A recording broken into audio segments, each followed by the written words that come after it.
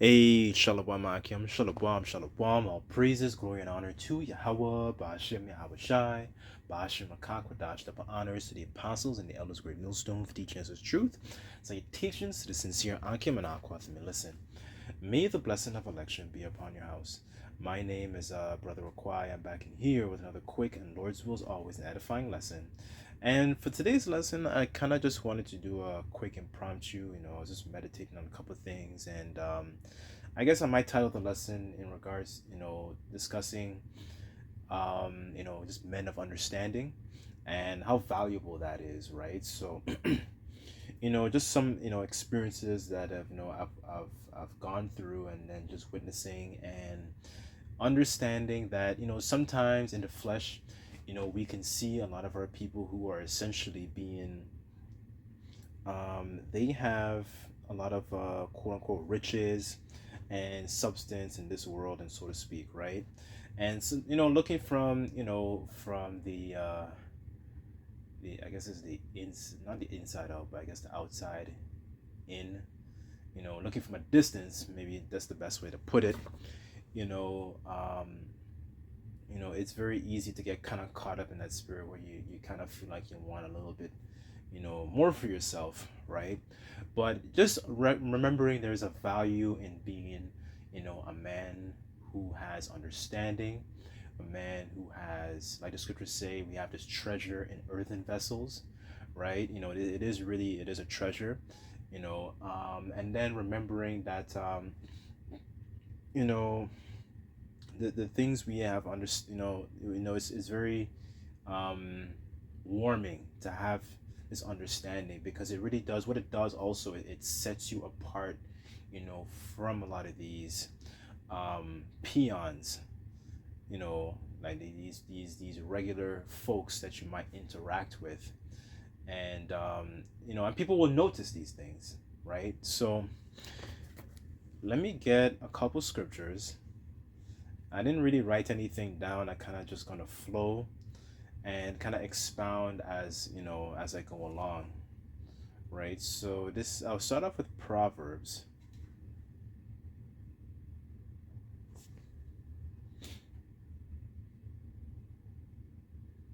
um this is Proverbs chapter 4. I'll start at verse 5 and read to 7, and it says, get wisdom, get understanding, forget it not, neither decline from the words of my mouth. Forsake her not, and she shall preserve thee. All right. And one of the things we want to be preserved from, is the hour of temptation. We want to be preserved from the wicked devices that Esau is bringing him on, because the scriptures say that he has, he's in, he has a short time, to roughly paraphrase, right? We want to be preserved from the evils that are coming upon, this world, right? Not to get too caught up in these, different pestilences, these different famines, and all this kind of stuff, right? We want to be delivered, from these different things, right? So, because at the end of the day, we still need a savior, right? So, um, it says, "Love her, and she shall keep thee." Wisdom is the principal thing. Therefore, get wisdom, and with all that getting, get understanding, right? So, wisdom is the principal thing. And when you look at the landscape of, manosphere culture, when you look at a lot of these alpha male culture, wisdom is not one of those things that they strongly prioritize in a lot of our, a lot of our young people, especially, a lot of our people actually getting, what did a lot of the things that they do prioritize is to actually acquire more money, which is nothing really wrong with that, but it's just it's very unscrupulous, the way they present a lot of this information, and also because they don't actually have the mind of Yahweh Bashem Yahweh Shai, right? So it's kind of like at any means, necessary, defraud your old brother or something like that. That's the type of mindset that they have, right? Going back to the point though, a lot of the things that they do push is to have, a more money, essentially working into that spirit of like worshiping money, get like, get all these, fancy and earthly things. You need, I need a 12 car garage. I need, 4 or 5 women, which is really nothing wrong with that, right? But they prioritize a mindset of acquiring a lot of earthly things. That's the point I'm really just trying to get at, rather than actually trying to be rich spiritually rather than rich physically. you know a lot of our people have a lot of substance, have a lot of wealth, fame, notoriety. However, they have a bankruptcy in the spirit. They're in, like the scriptures say, they're of the congregation of the dead, right? So they don't have any, and what did Ezekiel say? I think he said, can these bones live? So they don't have, substance in their spirit. When you speak to a lot of, people, you might realize that the conversation is sometimes very, very mundane. It's cheap. It's dollar store conversation, right? It doesn't stimulate you to actually, oh my goodness, I never actually considered that. Our people don't have that spirit. They kind of, basically in a world of their own. They're not very well versed, and that is the mindset of a king, right? Like the scriptures say also. As a matter of fact, let me get this next one, since I mentioned king. What is that? I think that's Ecclesiastes. Okay, Ecclesiastes 10 verse 7. And it says, I have seen servants upon horses and princes walking as servants upon the earth. In the NLT it says, I have even seen servants riding horseback like princes, and princes walking like servants, right? So you Israelites are essentially in a space where you're on a low vibration. You're on a low frequency. Your frequency is not of people who have, of a person who has royalty, by blood. I'm not taking that away from you. By blood, we're a royal people, but spiritually, they have the spirit of a peasant. They have a spirit of somebody who is essentially subject to a heathen, so to speak. They're not well versed, right? And these are things that people will pick up on, right? People pick up on these things, and this is not really a lesson per se on women, but this is something that even myself have observed, right? So I don't want to get too candid, but that's something I've even noticed that kind of tickles their fancy, so to speak, right? It kind of gets their brain stimulated, you know just from experience. I remember speaking with this one woman, and I was speaking about the new moon and the different phases and stuff like that, and that really got her going, so to speak, right? So anyways, this is not really a lesson about women. This is just understanding. It's just a byproduct, I should say, of having wisdom and understanding. Because sometimes, as young men, we feel, when we see a lot of these videos, especially that comes out from the manosphere, from your Andrew Tate type of characters, your alpha male sort of characters, they push a vibration that is essentially of acquiring a lot of earthly wisdom rather than acquiring heavenly wisdom, acquiring treasures, especially that you can use to lay up in heaven, so to speak. They don't have a spirit of actually, being caring, for one another, or they don't have the spirit of somebody who is well versed, right? Because that's one of the things wisdom, knowledge, understanding does, right? But since I mentioned that point real quick, because sometimes as young men we feel this sort of way. You might be in a situation where you're trying to improve, your living situation. Okay, maybe you want to get away from some of your family members and you want your own space, right?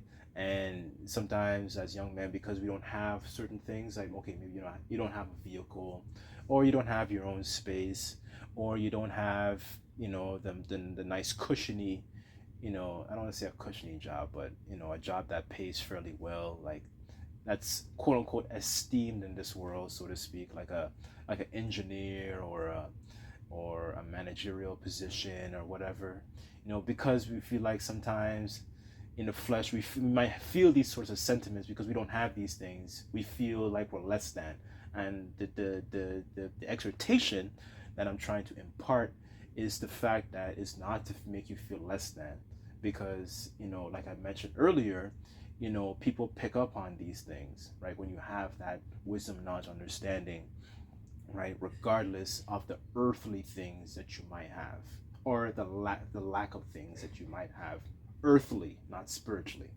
right? So, um, Wisdom of Solomon 9 verse 15, and it says, "For the corruptible body presseth down the soul, and the earthly tabernacle weigheth down the mind that museth upon many things." So let me go to that. I looked it up, but I forgot. One second. Etymology.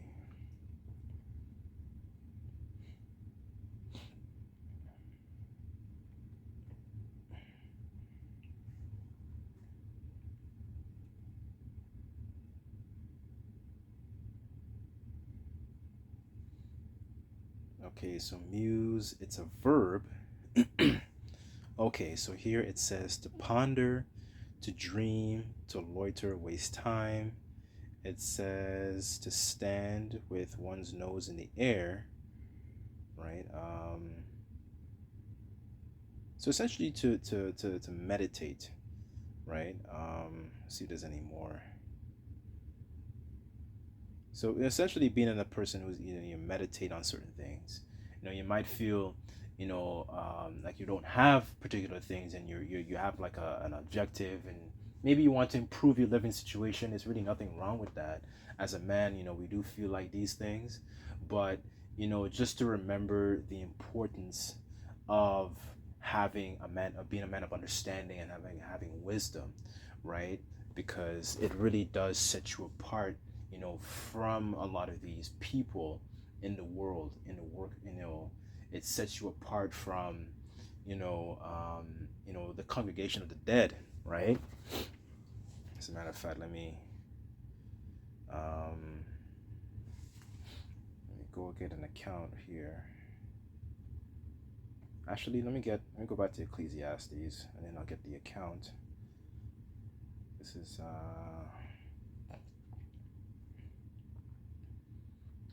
This is Ecclesiastes chapter 8 verse 1, and it says, "Who is as the wise man, and knoweth the interpretation of a thing?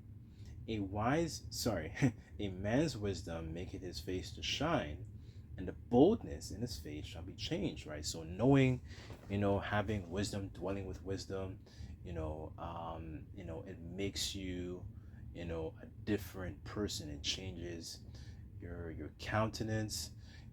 People pick up on that, and they pick up on the vibration. They can feel it, and like the scriptures say it, a man shall be known by his walk. So it just changes the way you essentially you carry yourself. You don't carry yourself as a quote unquote nigga, right? Niggas, all they know is money, hoes, and clothes. Money, hoes, and clothes is all a nigga knows, and they make songs about these things, right? You know that okay, you have the name of the Heavenly Father, his son, the son's name, you go through the records, of our forefathers, and then the scriptures also say that we have an unction, an anointing, from the Holy One to know all things, and that is the mindset of a king, right? And that draws people to you, right? One of the things I've even observed is that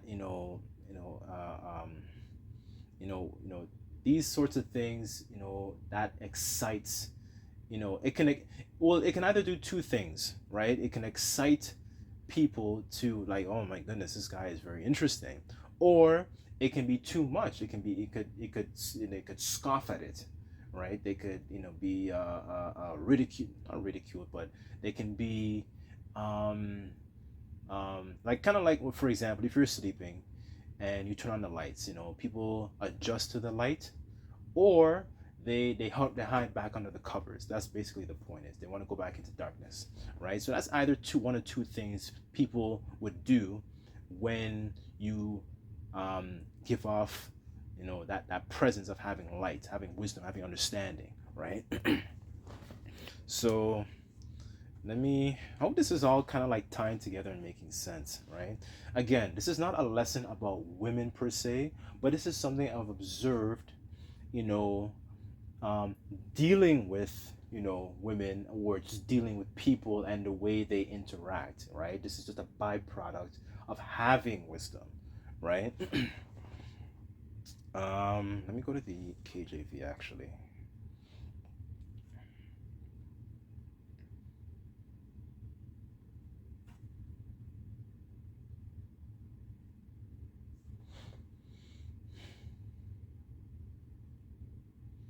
Okay, this is First Kings chapter 4, verse 29, and it says in NLT, and the Most High Yahweh gave Solomon very great wisdom and understanding and knowledge as vast as the sands of the seashore. In fact, his wisdom exceeded of all the wise men of the east and the wise men of Egypt. He was wiser than anyone else, including Ethan the Ezrahite, and his sons of Mahol, Erman, Calcol, and Darda. His fame spread throughout all surrounding nations. He composed some 3,000 proverbs and wrote 105 songs. Sorry, excuse me, 1,005. Excuse me. And verse 33, it says he could speak with the authority about all kinds of plants, from great cedar of Lebanon to the tiny hyssop that grows from the cracks in the wall. He could speak about animals, birds, small creatures, and fish, right? And that's the only thing that wisdom does, because it opens up your mind to a lot of the things. Like, for example, we get concerned, we watch prophecies. So that's one of the things we observe. We watch current events. We stay up to date with what's going on. We stay up to date with what's going on with your local, I guess you can say your local news, in your area, right? You might have a particular gift that you might be talented with, that you're able to sharpen and edify with the body. That's part of that unctioning that I'm referring to, that we have an unction from the Holy One to know all these things. Some brothers have gifts in different areas and different things, and they be able to share that, right? And that's another thing also with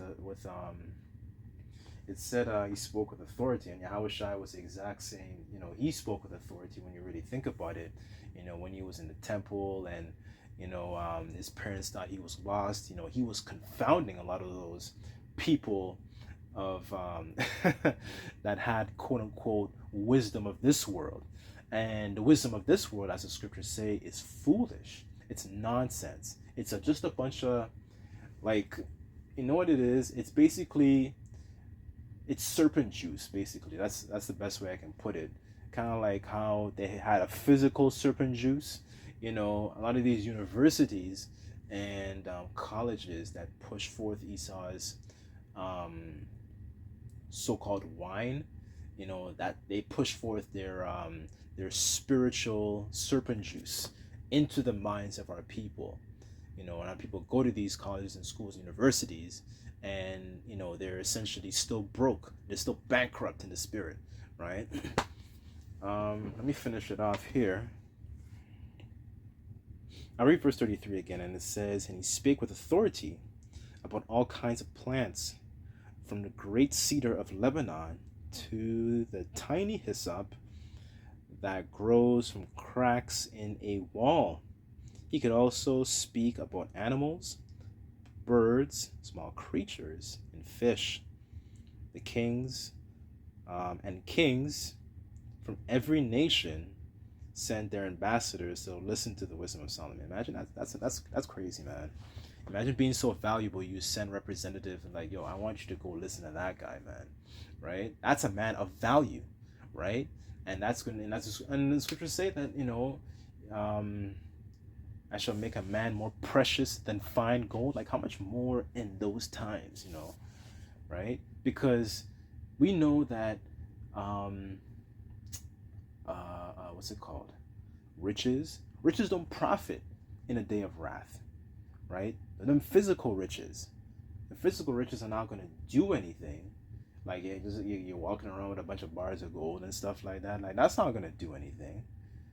However, a person who has rich, and they're rich in wisdom, knowledge, understanding, they have lots of treasures, heavenly treasures stored in heaven. Like imagine having an angel intervene for you, and the Lord commanding the ravens to feed you in a time of famine. Like that's a man of value, right? A man of understanding.